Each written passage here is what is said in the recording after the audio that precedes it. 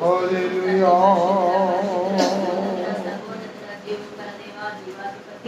నీకు స్తోత్రం నాయనా, స్తోత్రం నాయనా. ఇదిగో యేసయ్యా. అయ్యా నీ సన్నిధిలో నాయనా తండ్రి ఉపవాస ప్రార్థనలో ప్రభు మమ్మల్ని చేర్చిన విధానాన్ని బట్టి నీకు వందనాలు.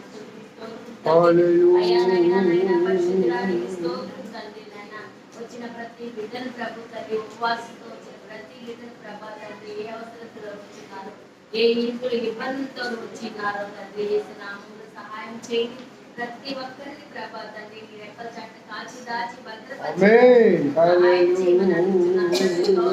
తీర్చమని అడుగుతున్నాను దేవా. ఇదిగో ప్రభు ప్రతి రోజునైనా ఏదో ఒక రీతిగా ప్రభు అయ్యా మీరు మాతో మాట్లాడుతున్నారు తండ్రి. నీకు స్తోత్రం అయ్యా. పరిశుద్ధాత్మ దేవుడానికి వందనాలు. ప్రతిరోజు ప్రభా నీ వాక్యం ద్వారా ప్రభు మమ్మల్ని హెచ్చరిస్తున్నారయ్యా. నీకు స్తోత్రం నాయన. గొప్ప దేవా, ఇదిగో ప్రభు నీ దాసుని నిలబెట్టుకుని ప్రభు ఈరోజు మీరు మాతో ఏం మాట్లాడబోతున్నారు దేవా. నీకు దాసునికి ప్రభు పరిశుద్ధాత్మతో నింపినండి నాయన. అమూల్యమైన వర్మాలు ప్రభు నాయన నీ దాసుని ద్వారా మీరు మాతో మాట్లాడమని, నీ దాసునికి మంచి ఆరోగ్యం, మంచి శక్తిని దయచేయమని, ఇదిగో ప్రభు నాయన ఇప్పుడు నేను ఆదరించి అంతవరకు ప్రభానికి మహిమకరంగా జరుగులకు సహాయం దయచేయమని, నీకే మహిమ ఘనత ప్రభావం పొందుకోమని యేసయ్య ద్వారా వేడుకుంటున్నాను తండ్రి. ఆమేన్. హల్లెలూయా.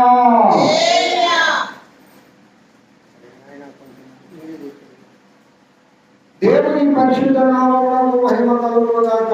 ఆమేన్. ఈ 5వ దిన ఉపవాస కూడికలో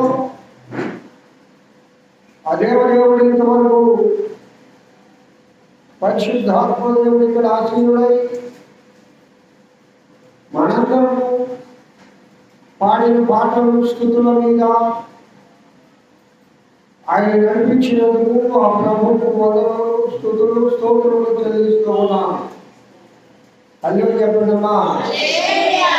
ఎస్తేరు గురించి గత 4 దినాలు ప్రారంభం నుండి ఉపవాస కూడికలు ప్రారంభం నుండి అనగా బుధవారం నుండి భస్మ బుధవారం నుండి బుధవారము, బేస్తువారము, శుక్రవారము, శనివారము, ఆదివారం లేదు దినము సోమవారం 5వ దినం. ఈ దినము ఎస్తేరులో ఉన్న గుణగణాలు కొన్ని మనం జ్ఞాపకం చేసుకుందాం పిల్లగా. ఎస్తేరు అనగా ఆ పేరుకు అర్థం ఏం చెప్పారు చెప్పమ్మా అనుకుమా. చదువుకున్నావా? చదువులేదా?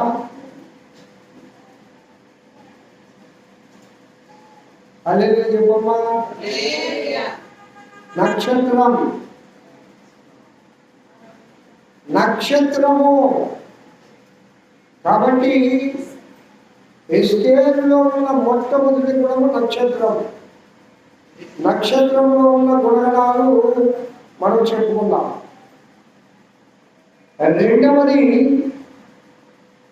విధేయత. మూడవది సౌందర్యం. అది శారీరక సౌందర్యము. నాలుగవది ఆత్మీయ సౌందర్యం. ఐదవది ప్రార్థన.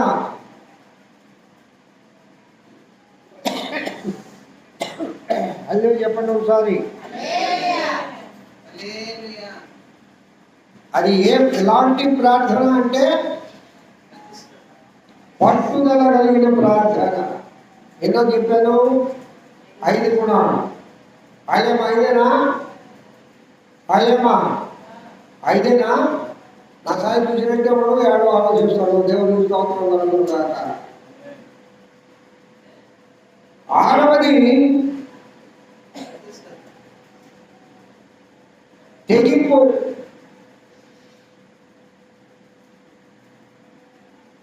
7వది ప్రతిష్ట. ఈ 7 గుణగణాల గురించి మనము ఆల్రెడీ 4 దినాలు ధ్యానం చేసుకుంటూ ఉన్నప్పుడు వచ్చినాయి. కానీ ఒక్కొక్క గుణంలో గుణ లక్షణాలు, ఒక్కొక్క దానిలో ఉన్న లక్షణాలు మనం తెలుసుకున్నాం. కాబట్టి బైబిల్ గ్రంథంలో స్త్రీల పేరు మీద ఉండే గ్రంథాలు ఎన్ని ఉన్నాయి? ఆలియా,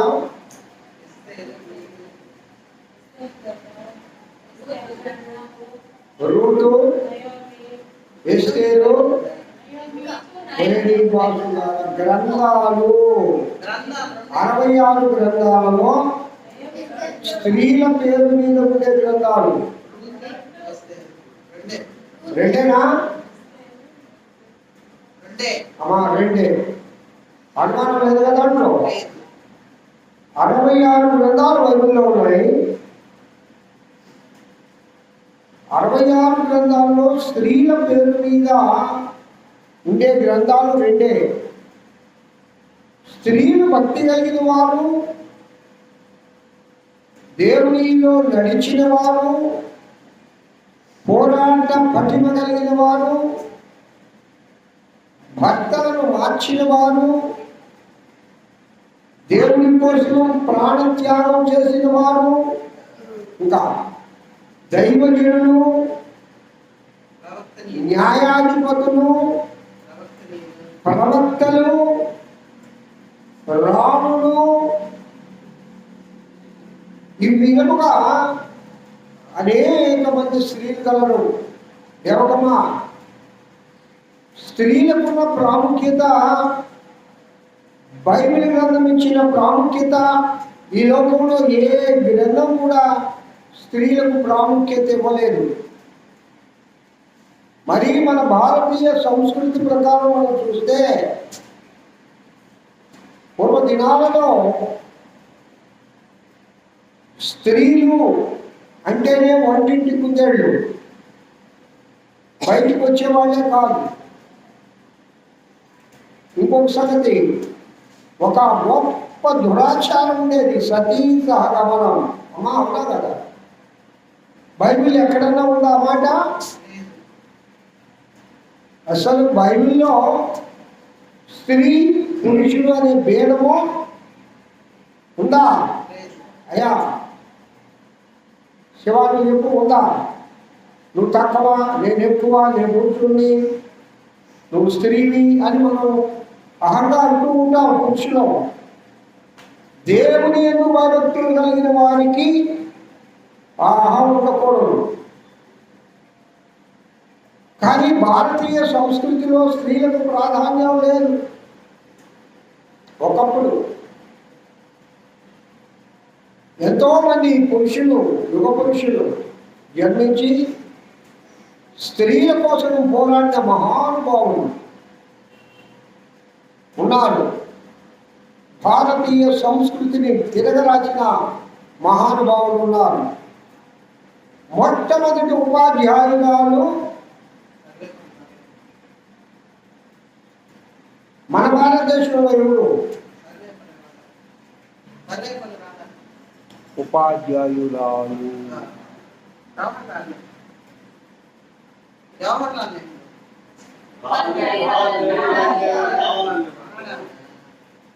పూలే.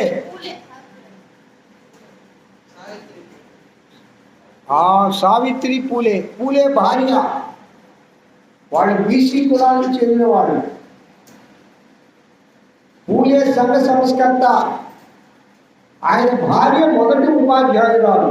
అనగా మొట్టమొదటిగా విద్యను బోధించడానికి మన భారతదేశంలో. అయితే పిల్లల దేవుని గ్రంథంలో అనేక మంది భక్తిపరురాళ్ళు స్త్రీలు ఉన్నారు. ఆస్తి హక్కు ఎన్టీ రామారావు తెచ్చాడు స్త్రీలకు. నేను చెప్తున్నా చాలా మీకు, మీ తల్లిదండ్రులకు ఉన్న ఆస్తిలో మీకు మీ అన్నదమ్ములతో భాగం రావాలి. ఇప్పుడు కోర్టుకు పోతే మీరు గెలుస్తారు. శివం చెప్పండి, ఆ మాట వద్దా? ఆర్టికల్ కూడా చెప్పండి, వద్దులే, ఊరు పోతలేమో. అందుకో రికార్డు అవుతుంది కదా. ఎన్టీ రామారావు గారు అన్నాడు. కానీ మన బైబిల్ గ్రంథంలో ఎవరమ్మా స్త్రీలు ఆజ్ఞ ఇచ్చింది? యోబు గారు ఏం చేశాడు? యోబు గారు స్త్రీలు తన యొక్క కుమార్తెలకు కూడా తనకున్న ఉన్నతమైన ఆ దినాల్లో యోబు అంతటి ఆశీర్వదించబడిన వారు ఎవరు లేరు. ఉన్నది పోగొట్టుకున్న రెట్టింపు దేవుడు ఇచ్చాడు. అప్పుడు తన కుమారులతో సమానంగా 3 కుమార్తెలకు యోబు గారు ఆస్తిని పంచించాడంట. నేను యోబు గ్రంథంలో ఉన్న సలక్షణాలు యోబు గురించి చెబుతూ 3 వారాలు అయింది. చెప్పాను లేదా ఆలయమా? కావున పిల్లల ఎందుకు చెప్తున్నారంటే, దేవుని గ్రంథంలో దేవుని దృష్టిలో స్త్రీ ఎవరమ్మా? అనుపమా, ఎవరు స్త్రీ? పురుషుల్లో సగభాగం అంతే, ఎక్కువ కాదు తక్కువ కాదు. నాలో నుండి తీయబడితే కనుక మన తాత ముత్తాత అంటాడు. ఏమంటాడు? నారీ అన్నాడు. నారీ అంటే నాలో సగభాగము. సగభాగం అంటే అర్థం ఏంటి? సగమే, ఎక్కువ కాదు తక్కువ కాదు. అంటే పురుషులు స్త్రీ సమానమే, లింగ భేదము లేదు. దేవుడు నేను ఒక స్పష్టంగా చెప్తోంది. ఓ దైవజనుడు ఛాలెంజ్ చేశాడమ్మా. అదే చంపేశాడు అన్నావు కదా, మరి చంపేశాడు, చనిపోయాడు, తెలియదు. ఆయన ఛాలెంజ్ చేశాడు. నా గ్రంథంలో నా దేవుడు చెప్పిన మాటల ప్రకారం స్త్రీలకు ఇచ్చిన ప్రాధాన్యత హిందూ గ్రంథాలు ఇవ్వలేదు. ఇదిగో ఆ గ్రంథాలను మొత్తం తీసి చూపించాడు ఆయన. పాపం వాళ్ళకు కోపం వచ్చేది. కోపం వచ్చినా ఏనాడు భయపడ్డా. వాదనలో ఆయనతోటి ఎవరు కూడా పనికొచ్చేవాళ్ళు కాదు. దేవుడు అంత గొప్ప వాగ్దాటి, అంత గొప్ప జ్ఞానాన్ని ఇచ్చాడు ఆ భక్తుడికి. ఎందుకో త్వరగా ప్రభు దగ్గరికి వెళ్ళిపోయారు. అలాంటి వాళ్ళు చాలా మంది ఉన్నారు ఇప్పుడు. ఏ తక్కువే లేదు. భారతదేశంలోనే కాదు, ప్రపంచవ్యాప్తంగా దేవుని కోసం ప్రాణం ఇవ్వడానికి సిద్ధమైన వాళ్ళు కొన్ని కోట్ల మంది ఉన్నారు. చనిపోయిన వాళ్ళు కూడా కొన్ని కోట్ల మంది ఉన్నారు. హల్లెలూయా. దేవుని కోసం, దేవుని కోసం చనిపోయిన వాళ్ళు ఉన్నారమ్మా. మరి నీవు నేను ఎంత, మన ప్రతిష్ట ఎంత? సరే, మన ఎస్తేరమ్మ దగ్గరికి వస్తాం. ఎస్తేరమ్మలో ఉన్న మొట్టమొదటి గుణము నక్షత్రము. నక్షత్రం ఎక్కడ ఉంటుంది అనుభవమా?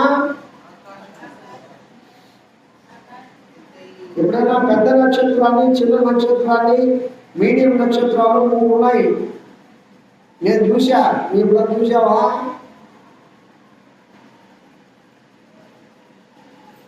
ఏరోప్లేన్ ఎక్కువ అడగండి. అయ్యా ఏరోప్లేన్ ఎక్కువ పోతా ఉన్నాం కదా. ఒకట నక్షత్రాలు భూమిలోంచి చూస్తే చిన్నగా కనిపిస్తున్నాయి. నేను ఇప్పుడు ఎత్తైన ప్రదేశంలో పోతున్నాను కదా, నక్షత్రం చూపించమని అడిగాడంట. ఆ వేగానికి నాయన ఆ డోర్ తీసావంటే నువ్వు నక్షత్రాలు కలిసిపోతావు అని చెప్పాడట. అంతే కదా, చిన్న వేగమా 700 కిలోమీటర్లు పోతానుకుంటున్నారు ఒక జెట్ విమానం. కొన్ని వందల కిలోమీటర్ల స్పీడ్ వెళ్తుంది. హైదరాబాద్ నుంచి మనకి త్వరలో దగ్గర మనకి ఆ యొక్క విమానాశ్రయం కడుతున్నారు. 2 గంటల సమయం కాదు, 1.5 గంట కూడా పడదు. అంటే దాదాపుగా 650 కిలోమీటర్లు ఉంటే 650 కిలోమీటర్లు 1 అవర్ పడుతుందంటే ఎన్ని కిలోమీటర్ల స్పీడ్ అవుతుంది? అది ల్యాండింగు పైకి లేచేటప్పుడు చాలా సమయం తీసుకుంటుంది. ల్యాండ్ అయ్యేటప్పుడే 10 నిమిషాలు స్లోగా ల్యాండ్ అవుతుంది. పైకి లేచేటప్పుడే ఒక 10 మినిట్స్ పడుతుంది. మరి ఎంత సమయంలో ఇన్ని 650 కిలోమీటర్లు ఉంది గంగావతికి హైదరాబాద్కి. ఇంకా ఎక్కువే ఉండొచ్చు. విమానాశ్రయం చాలా దూరం హైదరాబాద్లో. మేము బాబీని ఎక్కించడానికి వెళ్ళాము. చెన్నైలో విమానాశ్రయం దగ్గరే. ఆయన ఫారం నుంచి వచ్చినప్పుడు అక్కడ ఆహ్వానం తీసుకున్నాం. ఏరోప్లేన్లో పోతామంటే ఒకవేళ నక్షత్రం పెద్దదిగా కనిపిస్తుందేమో అని అంటే అక్కడ కూడా కనిపించదు. ఇంకంతకంటే శూన్యంలో ఉంది నక్షత్రం. అంటే ఎత్తైన ప్రదేశంలో ఉంది నక్షత్రము. ఆయన నక్షత్ర నివాసం ఎక్కడా? ఎత్తైన నోటు చెప్పమ్మా. ఎత్తైన ప్రదేశం ఎక్కడ? అర్థం చెప్పండి. ఎందుకు పలకమంటున్నానంటే దాంట్లో చాలా అర్థం ఉంటుంది. ఎత్తైన ప్రదేశంలో ఉంటుంది. భూమికి మానవుడికి చాలా చిన్నదిగా కనిపిస్తుంది. నక్షత్రం ఎంత పెద్దదంటే, నేను సోషల్ స్టడీస్ టీచర్ కాబట్టి సూర్యుడి కంటే పెద్దది, చంద్రుడి కంటే పెద్దది, భూమి కంటే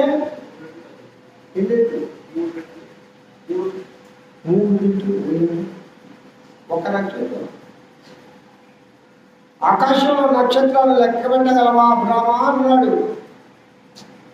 ఇసుక రేణువులు తీసుకొని ఒక పిడికెట్లో వీటిని లెక్క పెట్టగలవా? No no no. అంటే ఇన్ని నక్షత్రాలు అంత పెద్దది నక్షత్రం. అది అది ఎంత కనిపిస్తుంది? నాలాంటి పుట్టోడికి అయితే కనిపించదు అనుకో. యువకులైన మీరు నక్షత్రాలు చూస్తారు కదా. మా చిన్నప్పుడు మేము తెగ ఆనందపడిపోయేవాళ్ళం. పల్లెటూళ్ళలో మనందరం ఉండేవాళ్ళం. ఒక హాల్యం మాత్రం టౌన్లో పుట్టిందేమో నాకు తెలియదు అనుకోమా చెప్ప. మేమందరం పల్లెటూరులో పుట్టామమ్మా. చిన్నప్పుడు మా ఇంటికాడైతే పెద్ద దాన్ని ఏమంటాము, కళ్యాణ్ చల్లి దాన్ని ఏమంటాము, ఆడ మంచాలు వేసుకొని పడుకుంటే పై చూస్తా ఉంటే చంద్రుడు నక్షత్రాలు ఎంత అందంగా ఉండేదో. పౌర్ణమి రోజైతే ఇంకా సంతోషపడేవాడు. 10 గంటల దాకా ఆడుకునేవాడు ఊళ్ళో. అది ఎంత అందంగా ఉంటుందంటే ఆ చంద్రమండలం, ఆ సూర్య చంద్రాది నక్షత్రాలు, చంద్రుడు నక్షత్రం కనిపిస్తుంది. పగలు నక్షత్రాలు కనిపించవు, కానీ ఒక్క నక్షత్రం పువ్వులు కూడా కనపడదమ్మా. అదే నక్షత్రం చెప్తూ చేస్తాము. ఒక నక్షత్రం పువ్వులు కూడా కనిపించిందే. ఆలోచించడమ్మా. నక్షత్రము పువ్వులు కూడా కనిపించింది.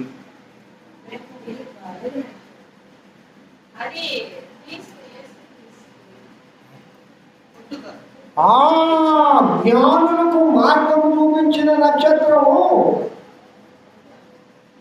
రాత్రులు వాళ్ళు ఒంటె ప్రయాణం వెళ్ళేస్తారు. అదేమా ఆ దినాల్లో ఒంటెల మీద వచ్చారు వాళ్ళు. అది అరణ్యాలు, కీకారణ్యాలు, రోడ్లు కరెక్ట్గా లేవు. 2026 సంవత్సరాల క్రితం జరిగిన మాట అది. పువ్వులు కూడా కనిపించిన నక్షత్రం యేసయ్య నక్షత్రమే. చెప్పకుండా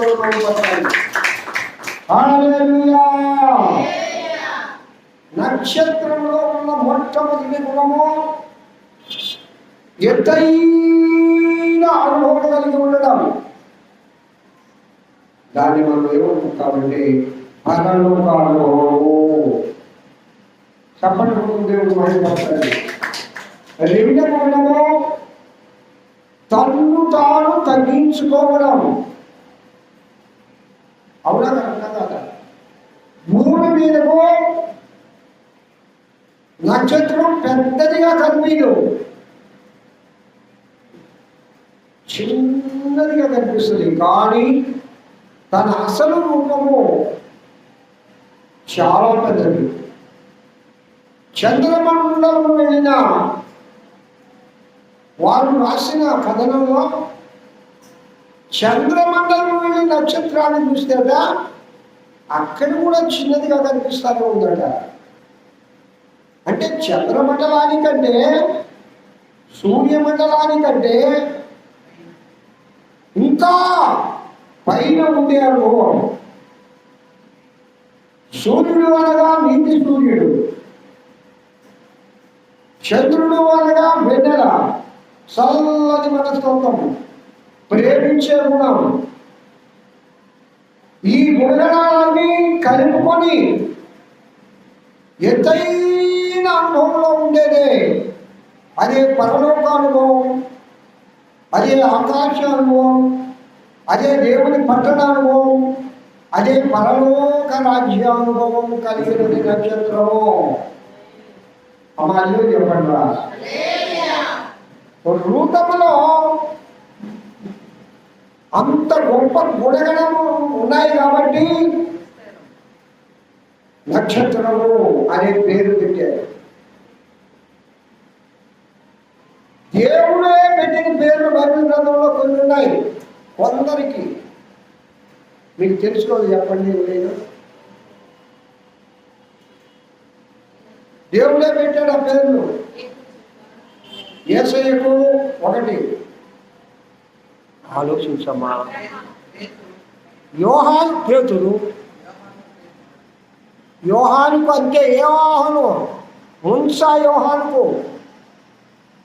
దేవదూత కనబడి జకర్యాకు చెప్పద్ది, ఆయనకి యోహాను అని పేరు పెట్టండి. జకర్యా మూగవాడై పలక తీసుకొని రమ్మని దేవుడు చెప్పిన పేరు రాస్తాడు, అదే యోహాను. యేసయ్యకు యేసు అని పేరు పెట్టుదుము అని గబ్రియల్ దూత చెప్తుంది. ఇంకా ఆలోచించండి నాన్న.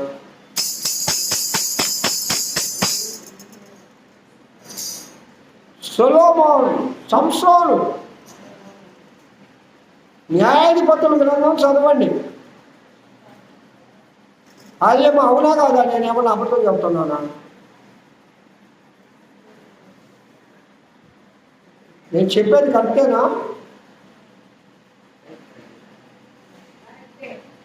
ఆయన సంసోను రాజీరు వ్రతము చేయబడిన వాడు సంసోను అని పేరు పెట్టమని ఆ తల్లిదండ్రులకు దేవుని యొక్క దూత చెప్తోంది. పిల్లరా, ఈ విధంగా బైబిల్ గ్రంథంలో పేర్లు పెట్టబడిన వారు, నేను అనుకుంటాను ఈ ఎస్సేలకు తల్లిదండ్రులు లేరు. మొదటగా చిన్న దగ్గర పెరిగింది. ఒకవేళ వాళ్ళ తల్లిదండ్రుల బట్టి వాళ్ళ యొక్క వ్యవహారం మనకు తెలియదు, కానీ ఆమెలో ఉన్న గుణగణాలు, ఆమె యూదుల లక్షణాలు ఏ విధంగా ఉపయోగపడబోతుందో తెలుసుకొని దేవుని ఆత్మ ప్రేరణ వల్ల నీ పేరేమన్నా పెట్టారేమో, ఎస్తేరు అనే పేరని నేను అనుకుంటున్నాను. అయితే అది దేవుడు పెట్టినట్లుగా ఎక్కడా లేదు. కానీ పరిశుద్ధాత్మ దేవుని తలంపుల ద్వారా పేరుకు తగ్గ తీరుని ఇచ్చేటప్పుడు మనకు పేర్లు ఉంటాయి, దానికి తగ్గ ప్రవర్తన ఉండదు. ఒకటి పేరు పెంటయ్య అని అంటావు, పెంటగా కొడతా ఉంటుంది అసలు కాడ, చాలా అందంగా ఉంటాడు. మా అమ్మోళ్ళకి బిడ్డలు పుట్టి చచ్చిపోయారు కదా, అమ్ముడు ముగ్గురు నలుగురు, అందుకని నా పేరు బుడ్డోడా అని పెట్టారు, బుడ్డయ్య అని పెట్టారు. ఎందుకంటే అలాంటి పేర్లు పెడితే మనము నగిలి రాదట అని. సరే, అదెక్కడ బుడ్డయ్యగా మార్చేశారు, స్పెల్లింగ్ ఒకటే కాబట్టి ఇంగ్లీష్లో. సరే, ఏది ఏమైనా మా నాయన అమ్మ పెట్టిన పేరు నాకు బుడ్డయ్యే.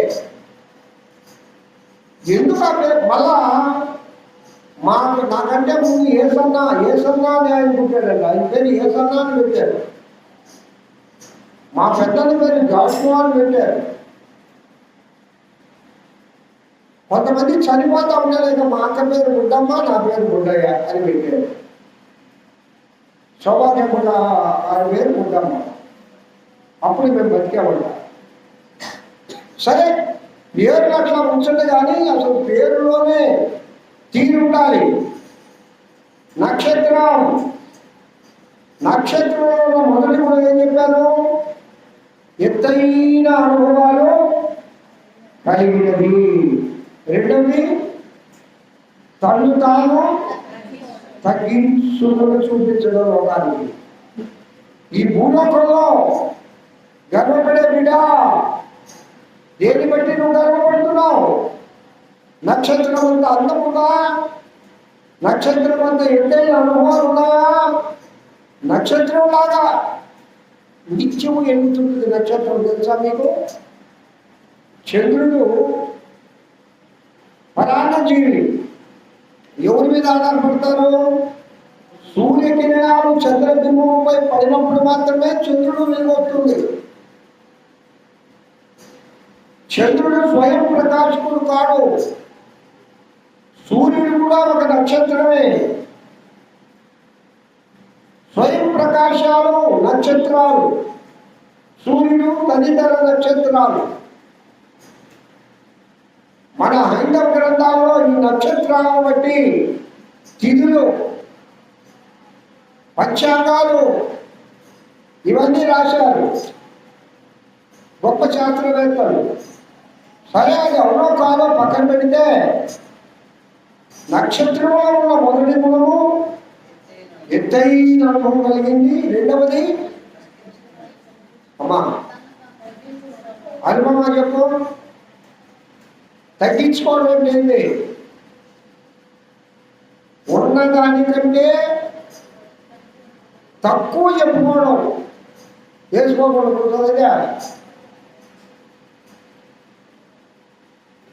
కొందరు అసలు ఆ ఉండేది 10 రూపాయలు అయితే నా దగ్గర 1000 రూపాయలు ఉన్న జీవులని చెప్తారు. అంటే దట్ ఈస్ కాల్డ్ బోస్టింగ్ అంటారు ఇంగ్లీష్లో. మనం గొప్పలు చెప్పుకుంటాం. మనకు ఉన్నది ఉన్నట్టుగా చెప్పుకోవాలి. మనం ఏ స్థితి నుంచి వచ్చామో ఆ స్థితిని ఎప్పుడు మర్చిపోకూడదు. అల్లు చెప్పండి. ఇప్పుడు స్టీఫెన్ పాల్ ఉన్నాడు,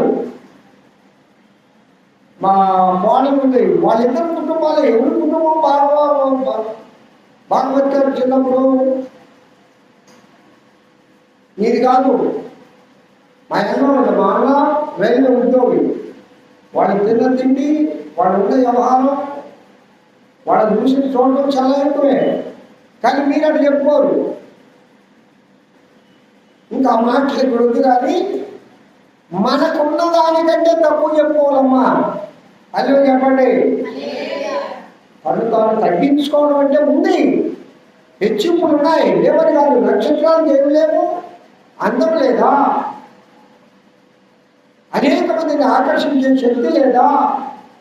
పరలోక అనుభవాలంటే భూ సంబంధమైన అనుభవాల కంటే పరలోక అనుభవం కలిగింది, పరప్రేమను కలిగింది,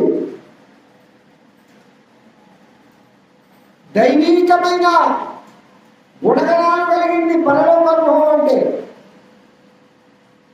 దేవునికి ఎలాంటి గుణగణాలు ఉన్నామో ఆ గుణగణాలని ఉండడమే పరలోక అనుభవం అంటే. పరానుభవం అంటే భూ సంబంధమైన వాటిని పెంట కుప్పతో సమానంగా చూడడం. ఈ భూమిలో ఏముంది? శరీరం ఉంది, శరీర కార్యాలు ఉన్నాయి, రక్త మాంసములు. పరలోకంలో ఏముంది?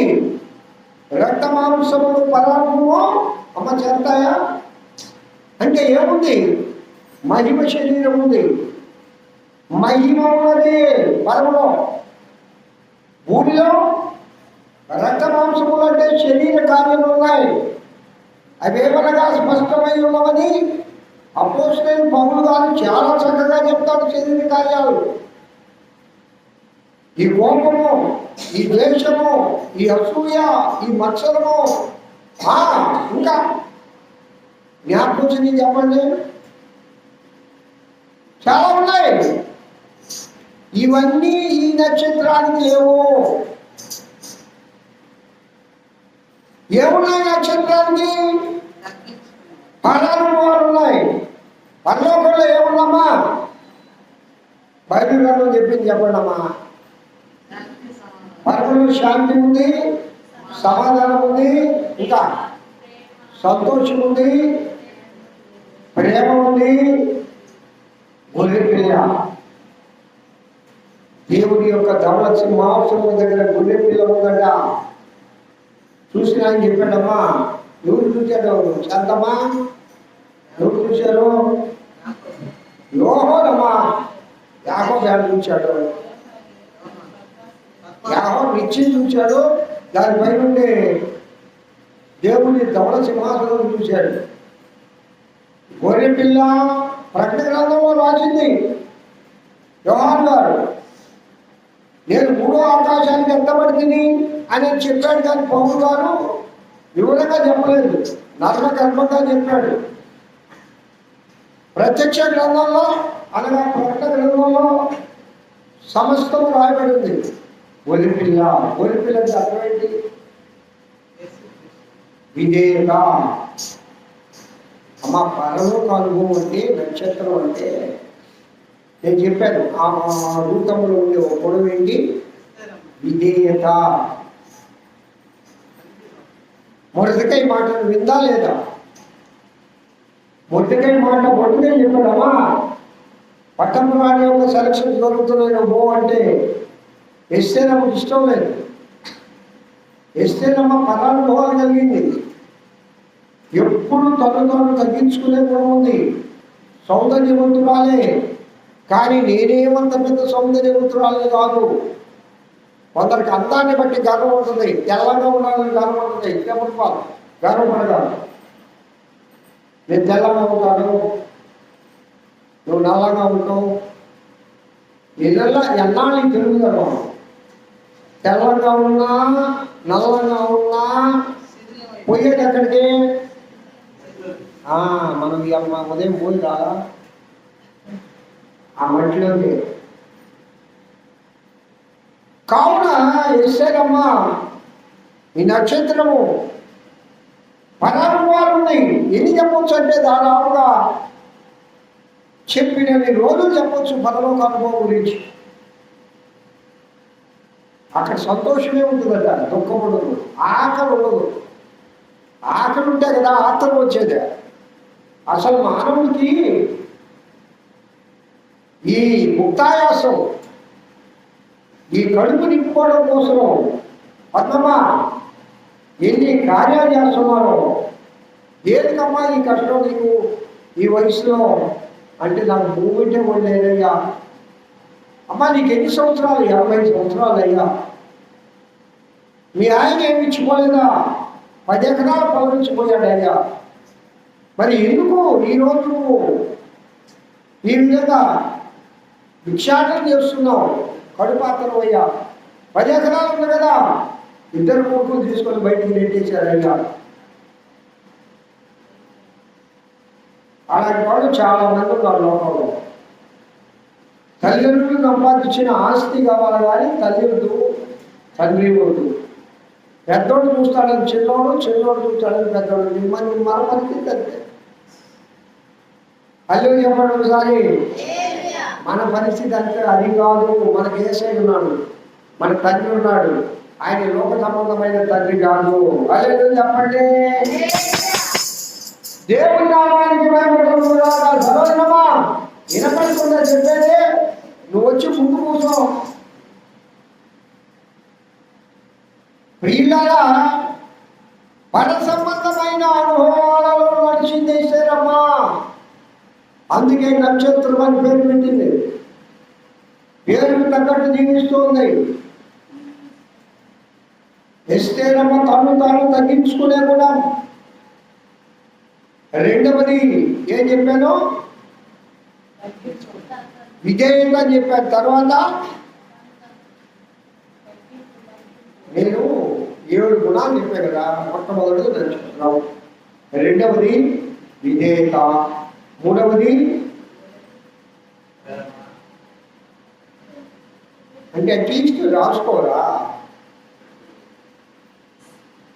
మూడవదండి,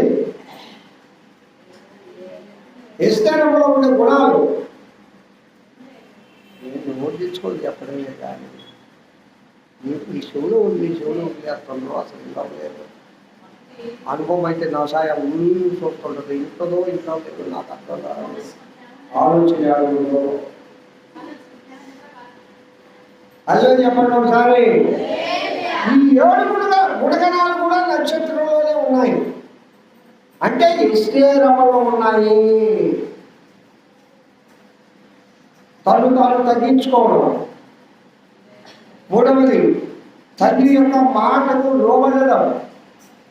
నాలుగవది, ప్రార్థనాపూర్వాలు. ఐదవది,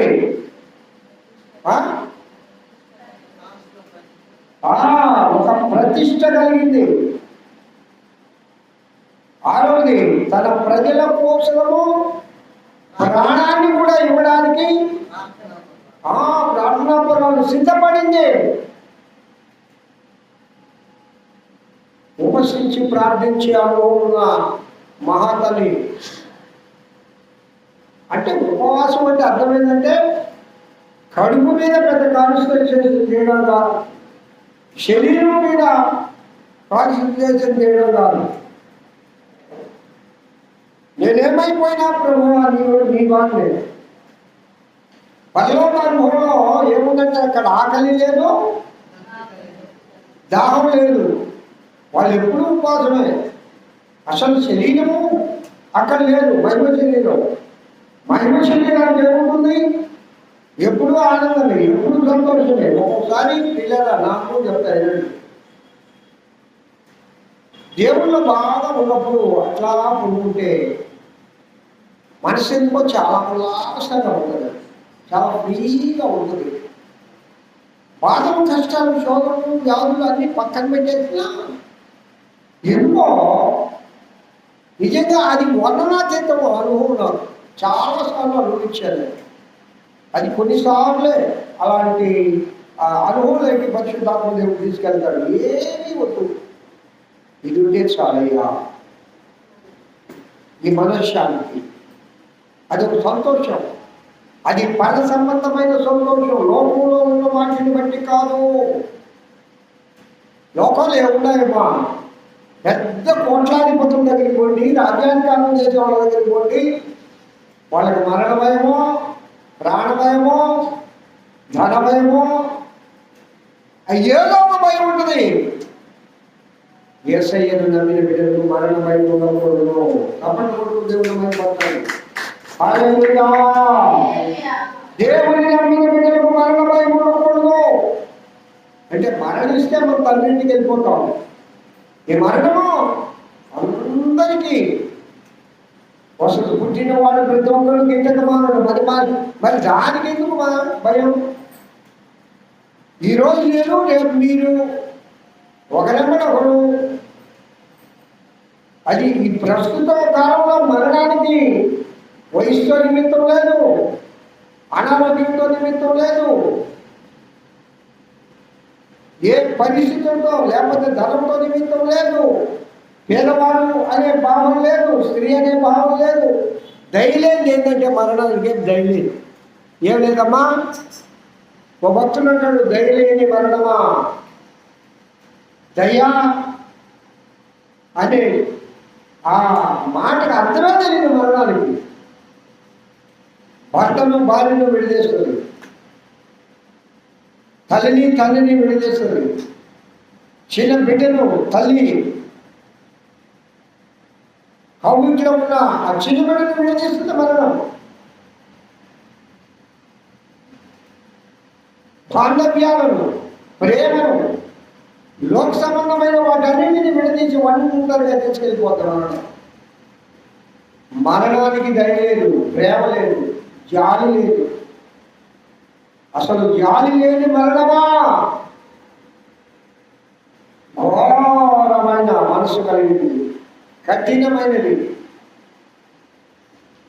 కావున పిల్లగా నక్షత్రము అనగా పరలోక అనుభవాలు కలిగినది. పర సంబంధమైన అనుభవం. ఆ నక్షత్రంలోనే మిగతా 6-7 గుణాలు ఉన్నాయి. That is called obedience, love, confidence. అంటే ఏ విషయమైనా సరే దాని మీద నిలకడగా ఉంటుంది. ఇస్తేనమ్మా స్టాండ్ బై అంటున్నా, అడుగు వేస్తే వెనక్కి తీయదు.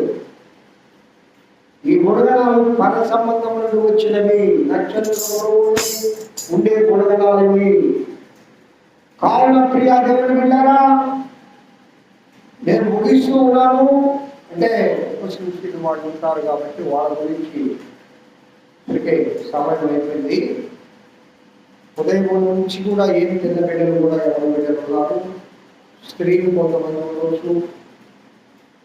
కావున రోజు చెప్పుకున్నాం, ఇంకా చాలా దినాలు ఉన్నాయి. కానీ చెప్పిని కొంచెం నోట్ చేసుకోండి, మైండ్లో పెట్టుకోండి, ఇంటికి వెళ్ళి ఒకసారి ధ్యానం చేయండి. ఈ దినం పరిశుద్ధాత్మ దేవుడు ఏం మాట్లాడాడు, నేనేం చేయాలా, నేను ఎలా జీవించాలా, ఆ నక్షత్రం లాగా నేను ఉంటే బాగుండే. అట్లీస్ట్ కనుగోలు తీసేయండి, నా పేరుకి తగ్గట్టు ఉంటే బాగుండే. మీకు ప్రతి పేరుకి అర్థం చెప్తానండి. బొడ్డోడు అంటే అర్థం లేదు, నేనే పొడుగ్గా ఉంటా పేరు పెట్టి అది వేరే విషయం. నాకు దైవజనుడు దేవదానం అని పేరు పెట్టాడు. కావున పిల్లలు మనం పేరుకు తగ్గట్టు కూడా మనం జీవిస్తూ ఎస్తేరలాగా ఈ బైబిల్ యుగంలో ఒక ఉన్నతమైన స్థానంలో ఉన్న ఆ ఎస్తేరలాగా మనం జీవించడం కాక, అలాంటి కృప నా ప్రియుడు కాక. రేపటి దినము మళ్ళా దీన్ని కొనసాగించుకుందాం. ప్రార్థన చేయడాయినా శాంతమా, నేను చేయగలవా? ఓకే, నా చెయ్యి.